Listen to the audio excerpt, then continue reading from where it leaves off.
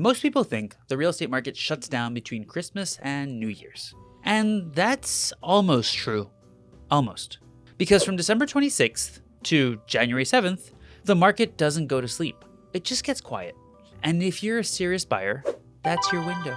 The noise is gone, the competition is gone, but the right listings are still there, waiting for the right offer. Today, I'm going to show you exactly how you can find them, how you write a holiday offer that feels safe to a seller, and how to use this quiet stretch to get into a home before everyone else wakes up. Before we begin, I want to take a moment to say happy holidays. I hope you're getting some time to relax, enjoy your loved ones, and recharge before we head into the new year. I'm LJ Aguinaga, your Montreal real estate expert. I'm a real estate broker and investor based right here in Montreal. I've been in this market for over 17 years, and here's something I've learned. The best deals don't always happen when everyone's watching. They happen when the market is quiet, when buyers are focused, and sellers are open. Between December 26th and January 7th, the volume drops. Showings slow, new listings pause, but two things stay active: stale inventory and serious sellers who still need to move. If you know how to spot those listings and how to approach them the right way, you can win quietly without overpaying. Let me show you how we do it. This window works because it's real. The inbox is quiet, agents are slower to respond, casual buyers are checked out, but serious sellers don't hit pause. If they're listed in early December and didn't sell before the 20th, they're sitting on 7 to 14 days of quiet time. That means lower traffic, fewer showings, and rising uncertainty. If a seller needs to move, they feel that silence. That's your moment. This is when we can scan the market for two kinds of listings. First, stale but solid listings. These are homes that were listed just a little too high or priced slightly outside a buyer's search band. They're not broken, they're just mispositioned. And sellers are more open to hearing offers now than they will be when new buyers rush in next week.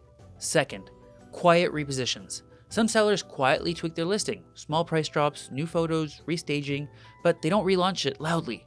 They're hoping someone catches it. We do. This is what we watch for between now and the first full week of January. Now, here's the key: how you write an offer that feels safe to a seller during the holidays. Because if you go in too fast or ask for too much too soon, they freeze. But if you build trust with your terms, you unlock movement. We structure your offer like this. We have a penciled-in inspection slot already booked within 3 to 5 days of the offer. That shows we're serious and ready. We use clear, clean condition delays. Not rushed, not vague, just realistic dates that the seller can plan around, even if the notary is slow to reply. We offer flexible occupancy dates. If the seller needs extra time post-closing, we write that in and make it easy. If they want a quick possession, we show them we're ready.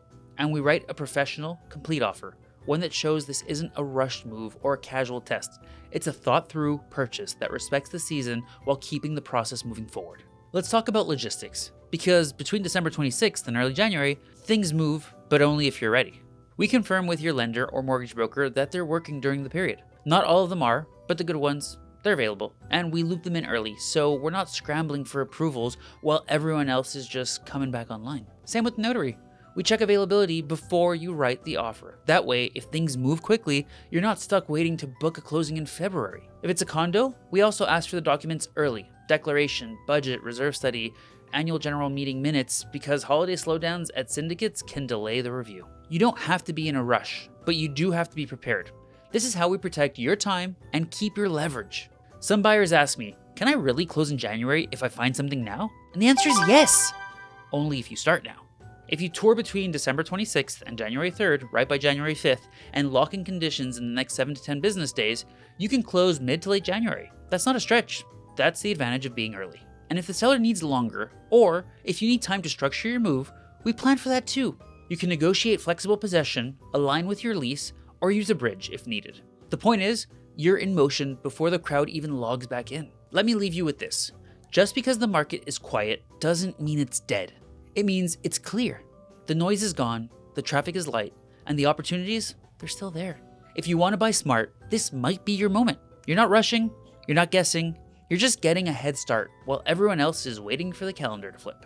If you're thinking about buying in the next 30 to 60 days, let's talk now. Book your 15-minute buyer call. We'll review your timeline, your numbers, and how to find and win the right home in this holiday window. We'll also walk you through how we can scan the market for quiet listings, how we prepare your offer terms in advance, and how we keep your move stress-free even during the slower season.